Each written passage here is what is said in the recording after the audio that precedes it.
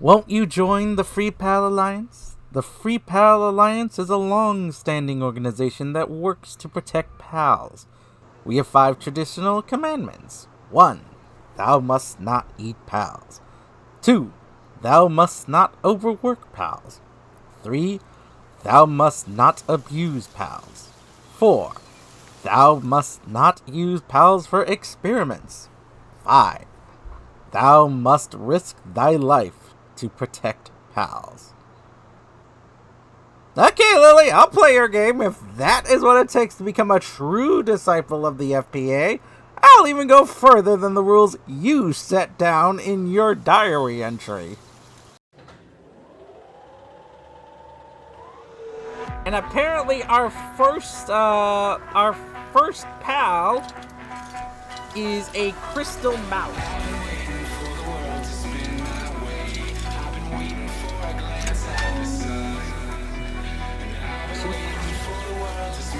What? That Syndicate thug tossed down an incinerate?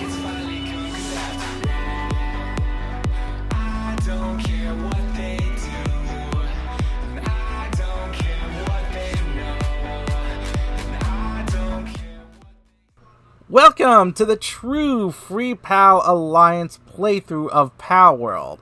This is going to be a long run and a long playthrough of the game than what the devs intended, but as the game is in early access and there's no real end game scenario at the time of me making this video, and as I've already completed the game as far as it will let me, I decided to try a Free Pal Alliance challenge. The rules are simple. I follow the rules set down by Lily Everhart, leader of the FPA. I'm not allowed to eat pals, meaning I must survive only on vegan options, aka berries, lettuce, tomatoes, and wheat for bread. I'm not allowed to overwork my pals, meaning I must use the lowest work setting at all times. I must not abuse pals, meaning I can't just use pals to distract for me without getting involved. And above all, I must not run over random small pals if I'm on a ride pal. I must not use pals for experiments. This is, up to interpretations, but basically I can't use wild pals to do something without its consent. I can't use a pal condenser, and as another measure, I can't breed pals. Finally, I must risk my life to protect pals, meaning if I see humans attacking wild pals, I must do what I can to save them, and if not, I must avenge them. As another challenge, I'm not allowing myself to buy pals from the pal merchants, nor can I sell pals I find. And since Lily hates the concept of Palspheres, I will also not catch pals using Palspheres. And since I must protect pals with my life, this means I cannot hurt them, meaning no defeating boss dungeons or pal bosses for schematics, ancient civilization parts, or wild pals for materials. And so, with all the rules laid out, I create my new character, a true Free Pal Alliance disciple, and begin my journey to defeat the 5 tower bosses and head toward the Great Tree. The opening first hour was mostly uneventful, just picking up sticks, stones, and other materials before heading to an area to build my base. However, I venture a bit too far and encounter a group of Syndicate thugs attacking some wild pals. Despite being unarmed, not even wearing any clothes, I had to rescue them as it was required of me to risk my life to save pals. So, with nothing but my fists and the pals helping me, I managed to defeat the low-level Syndicate thugs. It was a small victory, but, a victory nonetheless. With what few starting resources I had, I built up my first base, craft my first weapon and arrows, and begin to scavenge and scout my surroundings. Slipping around some bad guys, I needed to reach the small settlement because it had resources I needed to purchase before night fell, specifically wool. Selling all I could, I buy what I can and collect the eagle statue to teleport back to my base. My first night was spent building a home for myself, with a small campfire and a bed. While I camp, with the wool I'd gotten, I unlocked the cloth armor, the spear, and, debate getting the shield or not before eventually crafting myself some clothes, so I'm no longer running around in my loincloth. But In the morning, I make my first venture towards a popular syndicate camp to hopefully liberate my first pal. Since I can't catch pals with Palspheres, can't buy pals from the merchants, these cages are the only way I can acquire any pals, as otherwise this challenge would be impossible. Our first pal we rescued is a Malchris, which is a pretty decent pal, but not exactly one that can help our base out since we can't use its ice skills yet or its ability to dig up coins. Exploring some more, I find myself in an interesting situation since I'm not allowed to fight pals and harm them. I'm left in a conundrum where I see 3 dire howls attacking a Joltog Christ, since I can't save the Joltog without harming the dire howls. All I can do is watch as they send it flying into the heavens. But, speaking of rescuing pals, I found another syndicate camp and decide to try and be sneaky and stealth rescue a pal. Unfortunately, I glitch through the walls and become trapped in the geometry of the world. But, with some quick thinking, I remember I can dismantle my pal box, get the resources for it, and rebuild it where I am. Using this trick, I am able to escape my prison without needing to suicide and respawn. As I come up to the syndicate camp, I find an egg that makes me pause to ask a question. Now here's the question. Does hatching eggs count?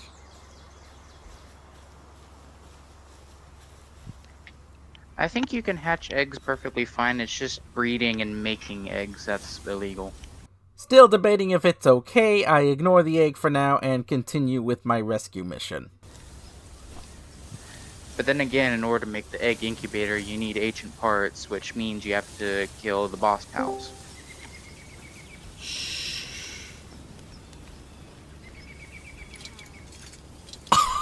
I think I can actually stealth rescue this pal.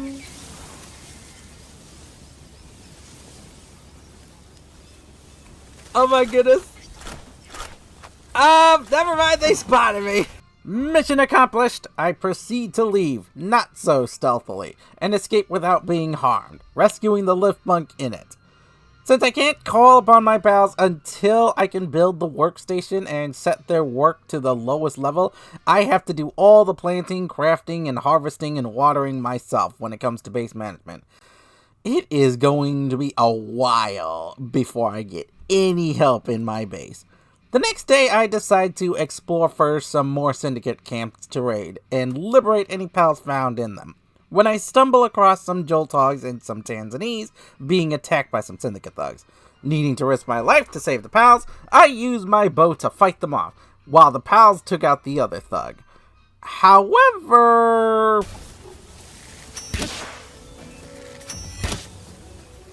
It's the level 3 syndicate thug with a club. Yeah, thank goodness his buddies weren't helping him. He has some good defense, my god.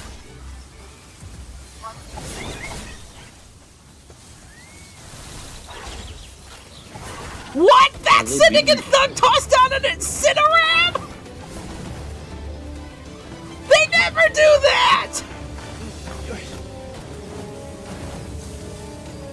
What the So now what fuck? do you do? So now what do you do, sir? Run for my life! I do not have any way to fight that! Yes, I have never seen a syndicate thug call out a pal, let alone an incineram. Since I can't fight the incineram, not without hurting it and breaking my rules, I have no choice but to flee.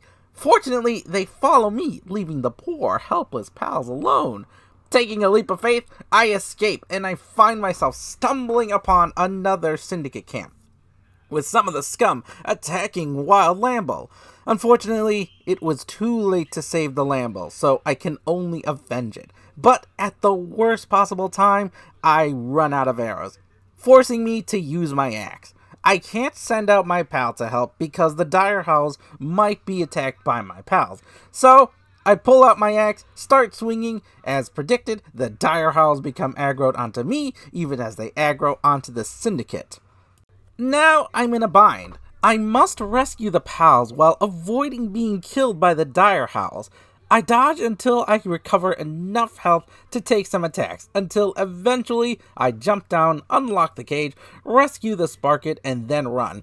But the Incineram that was summoned to attack me chased me all the way down the mountain to continue the assault on me. But thankfully, the Dire Howls and the Incineram decided to fight each other instead, allowing me to slip away with my liberated third pal.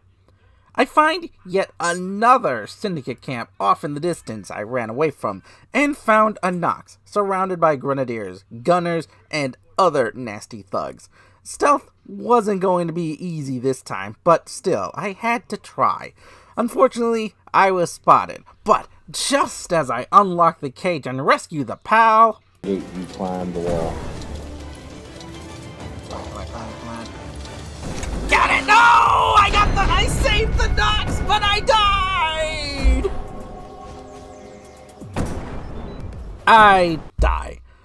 Back at the camp, after crafting some new gear, I contemplate making the shield again. If you're wondering why I don't make it, I've never once felt the need to build the shield during my playthroughs, and it's a hard habit to break, as I never felt the need for it.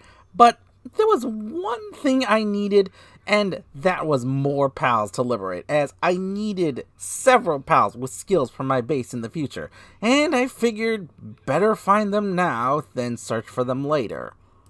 I explore further and further north, eventually ending in Free Pal Alliance territory. It was at this time I asked the question, is it okay for me to fight the Free Pal Alliance forces despite trying to follow their traditions and roleplay as one of them? Because despite me following the rules, only Lily of the FPA sticks to her beliefs, with the lesser members seen attacking wild pals and even caging them. My viewers tell me I'm not allowed to interfere with them, but I cannot just sit idly by and let them cage pals and hurt pals and not stand up for them. That goes against the rules of the FPA and the challenge. While we debate this, I do the only thing I can do without fighting them at this time. I liberate their caged pal and flee without hurting any of them. Nearby, I see a second FPA camp with a caged Vanwyrm. Once again, following my beliefs, I rush in and liberate it, especially after seeing them brutally hurting and electrocuting it while it was caged. At night, I was wandering around trying to find a way home, and I stumble upon yet another syndicate camp, but the camp defenders are too strong for me. But I still have to try and save the pal caged inside somehow. So I take what pot shots I can, dodging however I can, until I'm doing a whole 5 damage to him. Oh my goodness, I accidentally, this actually might help. I triggered he attacked the Bronze Cherry. I can actually use the, Bronze Cherry to help me out here. Yep, you saw it. Now, before you get on my case, one, I had no idea the Bronze Cherry was there sleeping. As such, how could I have possibly known they were going to shoot it by accident? Either way, now that a Bronze Cherry was charging into the Syndicate camp, enraged at being shot, I had to assist it and save it however I could. Unfortunately, while I thought maybe a level 20 Bronze Cherry would help me free the caged Daisy, between a Crusher, 2 shotguns, a flamethrower, and an assault rifle syndicates, it stood no hope and sadly died. And since I was running out of arrows and would have died in vain for nothing, I had no choice but to retreat. But I would try again and again to avenge it. After some base management in which I grew some food, moved out into the world to explore some more, finding some syndicate thugs who were bullying some dire howls who I rescued, but the dire howls, seeing fresh meat on the table, wanted me dead, forced me to flee. Continuing my adventures, I continued rescuing random pals in the world from syndicate thugs, using the power of the Nox I liberated earlier to help me bring righteous judgment upon them. Remember that syndicate camp I failed to save a pal and a Bronze Cherry died because of my unawareness? Well, I was more aware of my surroundings so as to not risk other pals, but I got spotted, and from there I had to play a very stealthy mission. By the way, did you know that if you shoot a gas tank of a flamethrower wielding enemy... Okay. Aim it just right.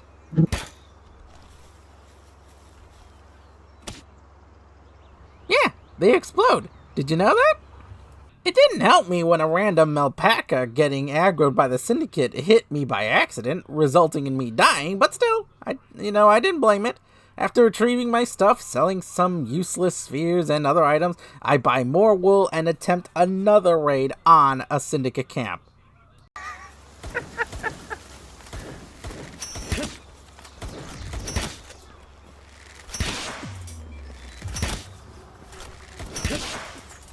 Don't you hurt the Cremus! I'm out of arrows! Only to find out I ran out of ammo, forcing me to resort to axe-swinging shenanigans. Swinging the axe! And I died. Good job, you did it. I gave my life to try and protect some pals. And dying again. But after returning, I find a poor Swee in a cage, and I make it happy by setting it free. Returning to my camp, I look over my pals I've saved, and so far I rescued a Malchris, a Lift Monk, a Sparket, a Bristle, a Van Weerm, a Swee, and a Nox. You know, not bad, but not exactly great, all things considered. I needed to level and I needed to find new pals to help me, as this challenge was only going to get harder and harder the deeper I went, and I needed good pals to help me at my base. I needed at least a planting pal, a water pal, a mining pal, a kindling pal, a handiwork pal, and a gathering pal manning the base at all times. Remember, until I get to level 15, I can't even bring out a single pal because I need to never overwork them. This is going to slow down my base progress extremely. Venturing to the southern beginner island regions, I find another syndicate camp, defeat its poaching residents, liberate a Dumud, finally granting me a water pal. Later on, I return to another syndicate camp I found earlier, slip in stealthily again, liberate a second Dumud, and try to slip out.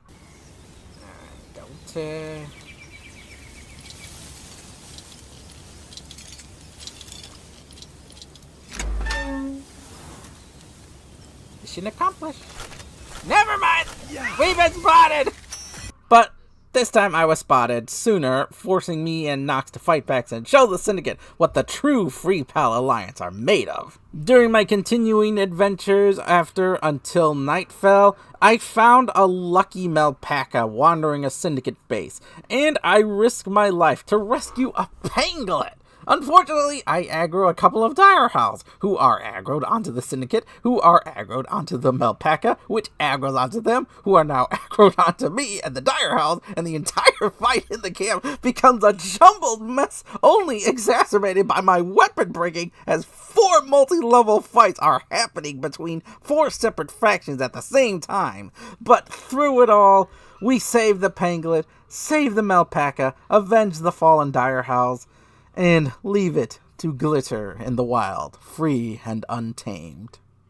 I eventually realize I need to fight Syndicate thugs, as it takes way too long to liberate pals, as the bases need time to respawn, and the thugs further out become too much for me to survive against, resulting in me having to enter dungeons to fight the random Syndicate thugs wandering the tunnels without hurting any of the pals within.